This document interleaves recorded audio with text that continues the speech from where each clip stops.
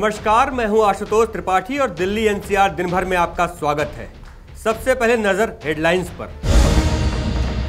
दिल्ली के अलीपुर में सार्वजनिक स्थान पर किस करते समय एक युवक युवती को टोक देने के बाद एक नाबालिग की पीट कर हत्या कर दी। गाजियाबाद में पति पत्नी के बीच झगड़ा हुआ और अगले दिन सुबह दोनों की लाश कमरे में मिली। राजधानी में कोरोना रिकॉर्ड तोड़ता जा रहा है, अब मामले 8,000 के पार पहुंच रहे हैं। कोरोना को देखते हुए इस बार राजधानी दिल्ली में सार्वजनिक स्थानों पर नहीं मनाया जाएगा छठ का त्योहार। कोरोना के प्रति जागरूकता फैलाने के लिए एशिया की सबसे बड़ी इलेक्ट्रॉनिक्स मार्केट नेहरू प्लेस में चलाया गया जागरूकता अभियान। राजधानी दिल्ली में कोरोना का संक्रमण जिस तरीके से बढ़ रहा है, उसको देखते हुए दिल्ली हाईकोर्ट ने दिल्ली सरकार को फटकार लगाई है। दिल्ली हाईकोर्ट ने दिल्ली सरकार से पूछा है कि जब मामले बढ़ने पर अन्य राज्य पाबंदियां लगा रहे हैं तो यहां पर ढील क्यों दी जा रही है, अनलॉक क्यों किया जा रहा है। दिल्ली हाईकोर्ट ने दिल्ली सरकार से यह भी पूछा है कि कोरोना के संक्रमण को रोकने के लिए उसके पास क्या रणनीति है। इस पर 2 हफ्ते में रिपोर्ट मांगी गई। दिल्ली के अलीपुर इलाके में एक लड़का लड़की को सार्वजनिक स्थान पर किस करने से रोकने पर एक नाबालिग लड़के की पीट कर हत्या कर दी गई। पूरी वारदात सीसीटीवी कैमरे में कैद हुई है। पूरी रिपोर्ट देखें। तस्वीरों में दिख रहा 17 साल का किरण पाल अब इस दुनिया में नहीं रहा। दिल्ली के अलीपुर इलाके में सरेआम बेरहमी से पीट कर उसे मौत के घाट उतार दिया गया। बताया जा रहा है कि 2 दिन पहले नाबालिग ने एक युवक को लड़की से अश्लील हरकत करने से टोक दिया था, जिसकी वजह से युवक का नाबालिग से झगड़ा हो गया था और युवक ने उसे देख लेने की धमकी भी दी थी।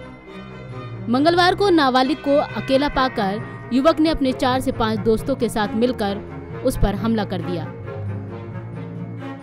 अमन जी क्या करते हैं? सर मैं 12th क्लास में पढ़ता था, 12th पास हो गया। अच्छा, आपके जो जिनकी नौकरी आपके भाई थे? हाँ जी। क्या हुआ था, क्या मामला था पूरा?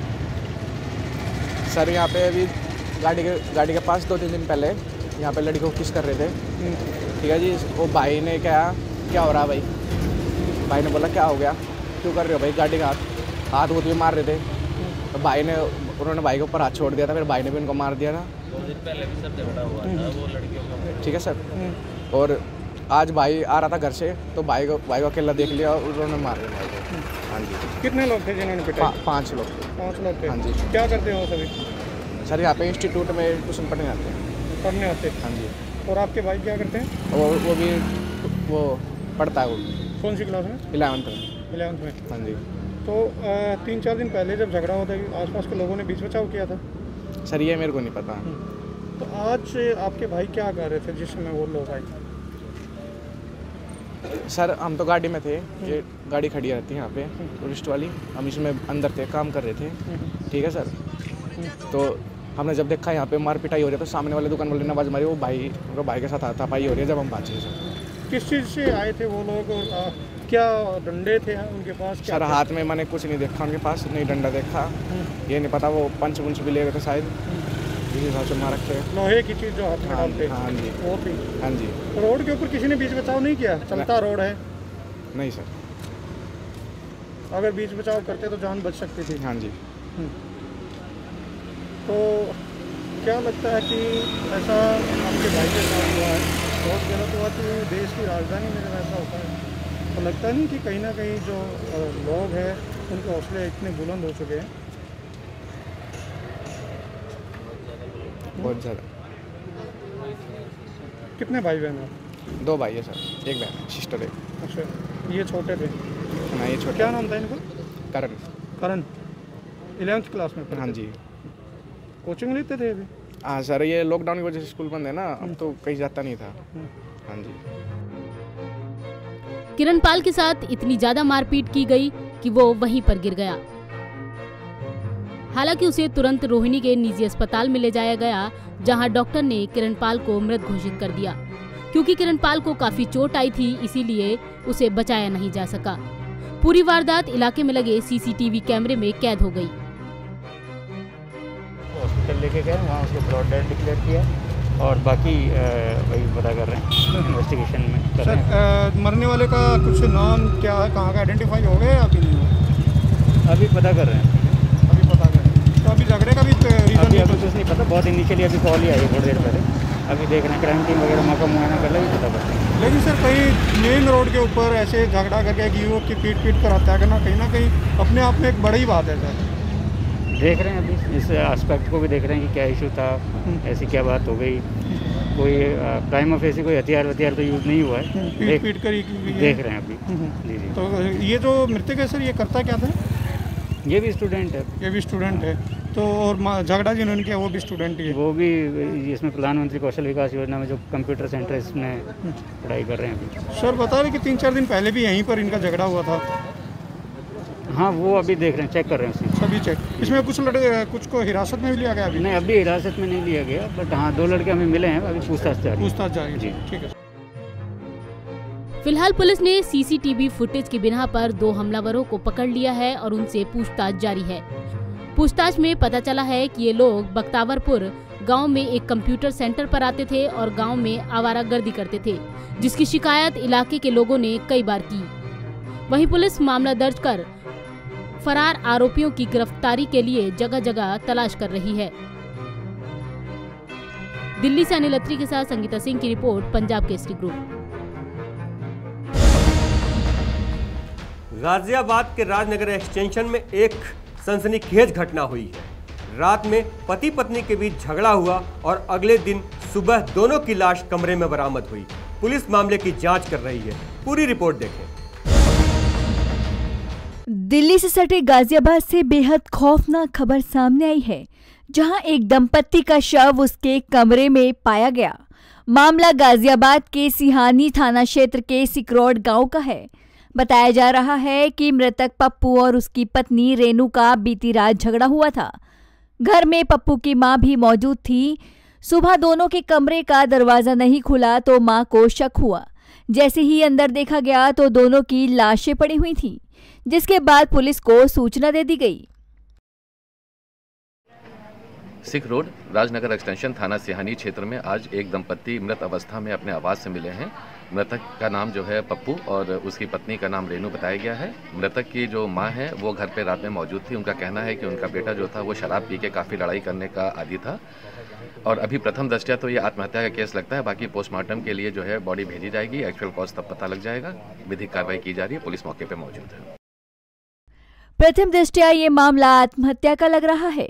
वहीं लोगों का कहना है कि दोनों ने कोई जहरीला पदार्थ खाया है। राज सिंह, ये विलेज सिकरोड है। यहाँ पे ये मम्मी इनकी और वाइफ और इनका लड़का, ये तीनों थे घर पे। तो शाम को सोए, सब पता नहीं क्या हुआ, इनकी माँ ने सुबह को उठाए 7-8 बजे के करीब, तो देखा थे पड़े हुए मिले।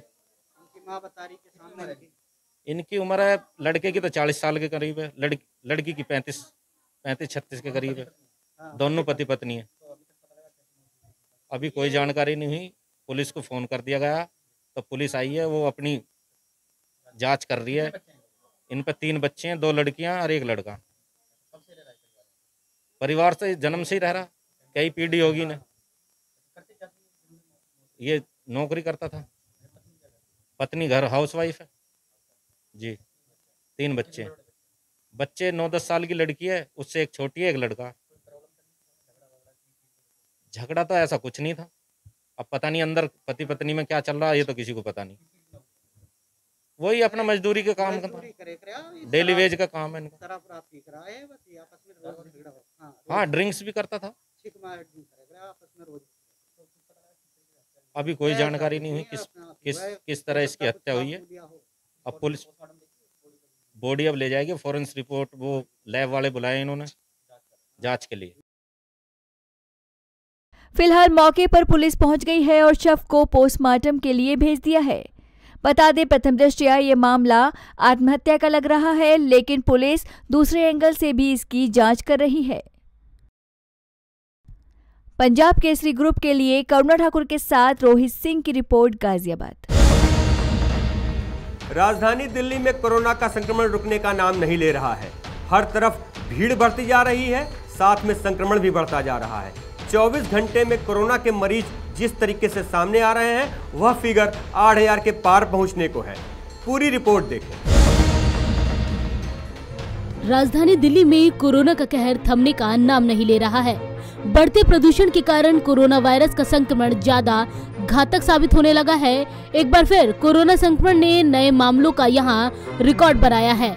पिछले 24 घंटे में 7,830 नए मामले सामने आए, जो कि एक दिन में सर्वाधिक है। वहीं राजधानी में कोरोना से मौत के आंकड़े ने बीते 5 महीने का रिकॉर्ड भी तोड़ दिया। पिछले 24 घंटे में 83 मरीजों की मौत हो गई। ये पिछले करीब 5 माह में एक दिन में मौत का सबसे अधिक आंकड़ा है। इससे पहले 16 जून को 93 मरीजों की मौत हुई थी। स्वास्थ्य विभाग की रिपोर्ट के मुताबिक दिल्ली में अब तक कोरोना के 4,51,382 मामले सामने आ चुके हैं, जिनमें से 4,02,854 मरीज ठीक भी हो चुके हैं। मरीजों के ठीक होने की दर 89.24% है। वहीं मृतकों की संख्या बढ़कर 7,143 पर पहुंच गई है।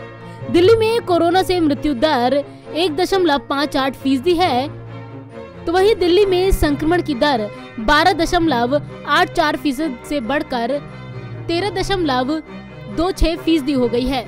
मौजूदा समय में कुल 41,385 सक्रिय मरीज हैं, जिनमें से 8,262 मरीजों को अस्पताल में भर्ती किया गया है। तो वहीं कोविड हेल्थ सेंटर में 279 मरीज भर्ती हैं। दिल्ली में अब तक कुल 51,97,924 सैंपल की जांच हुई है। पिछले 24 घंटे में 59,035 सैंपल की जांच हुई, जिनमें से 17,810 सैंपल RT-PCR और 41,225 सैंपल की एंटीजन जांच की गई। इनमें से 13.26% सैंपल पॉजिटिव पाए गए हैं। इससे एक दिन पहले संक्रमण दर 12.84% थी। दिल्ली में कोरोना के मामले बढ़ने से कंटेनमेंट जोन भी बढ़ते ही जा रहे हैं। मौजूदा समय में 3,947 कंटेनमेंट जोन हैं। एक दिन पहले तक 3,882 कंटेनमेंट जोन थे। इस तरह एक दिन में 65 नए कंटेनमेंट जोन बनाए गए हैं। दिल्ली में कोरोना के बढ़ते मामले डरा रहे हैं, लेकिन दूसरी ओर इन बढ़ते केसेस के बीच दिल्लीवासी त्योहारी मौसम में और ज्यादा लापरवाह नजर आ रहे हैं। बाजारों में भीड़ देखने को मिल रही है और सोशल डिस्टेंसिंग का पालन भी नहीं हो रहा। ऐसे में साफ है कि आने वाले दिन दिल्ली के लिए और ज्यादा मुश्किल साबित हो सकते हैं। पंजाब केसरी ग्रुप के लिए संगीता सिंह की रिपोर्ट, दिल्ली।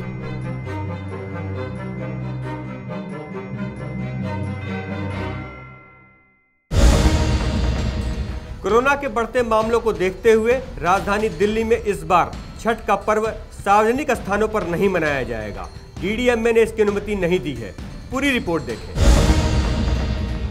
राजधानी दिल्ली में बढ़ते कोरोना के मामले देखते हुए इस बार छठ पूजा का आयोजन नहीं किया जाएगा। उपराज्यपाल की अध्यक्षता वाली DDMA ने दिल्ली सरकार की ओर से छठ पूजा के आयोजन के लिए भेजे गए प्रस्ताव को खारिज कर दिया है। DDMA ने कहा है कि कोविड के मौजूदा हालात को देखते हुए ये फैसला लिया गया है। हर साल दिल्ली में यमुना घाट पर छठ पूजा की तैयारी की जाती है। इन स्थलों पर काफी साजो सज्जा की जाती है। यहाँ लोगों के पूरे परिवार आकर छठ मैया की पूजा करते हैं और रात भर यहाँ भीड़ का तांता लगा रहता है। लेकिन इस साल ये पूजा का आयोजन फीका ही रहेगा। दिल्ली में कोरोना के मामले लगातार बढ़ते जा रहे हैं। एक दिन में 7,000 से ज्यादा केस सामने आ रहे हैं। ऐसे में दिल्ली वालों के लिए कोरोना काल काफी गंभीर बना हुआ है। हालांकि इस पर्व को मनाने के लिए दिल्ली सरकार ने छठ पूजा घाट तैयार करने और आयोजन के लिए LG को बीते दिनों प्रस्ताव भेजा था।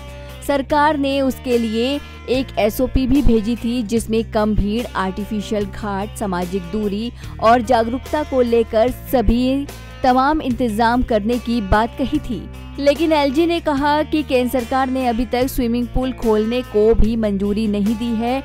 ऐसे में यमुना घाट पर छठ पूजा होना काफी गंभीर है। दिल्ली में कोरोना का संक्रमण फैला हुआ है। ऐसे में सार्वजनिक स्थलों पर इसके आयोजन की मंजूरी नहीं दी जा सकती है। डीडीएमए ने कहा कि इसका आयोजन सार्वजनिक स्थलों पर नहीं होगा, मगर कोई निजी तौर पर अपने निजी स्थल पर ये मनाना चाहता है तो वो कर सकता है, मगर इस दौरान भीड़, सामाजिक दूरी समेत कोविड से बचाव के सभी उपाय करने होंगे। बताते चले, बीते साल दिल्ली सरकार ने दिल्ली भर में यमुना नदी समेत कुल 1108 छोटे बड़े घाट बनवाए थे। इस बार आर्टिफिशियल घाट के लिए निविदा भी जारी कर दी गई थी, मगर डीडीएमए की मंजूरी के बाद सरकार अब इसके लिए कोई आयोजन नहीं करेगी। Bureau report, Punjab Kesari group, Delhi.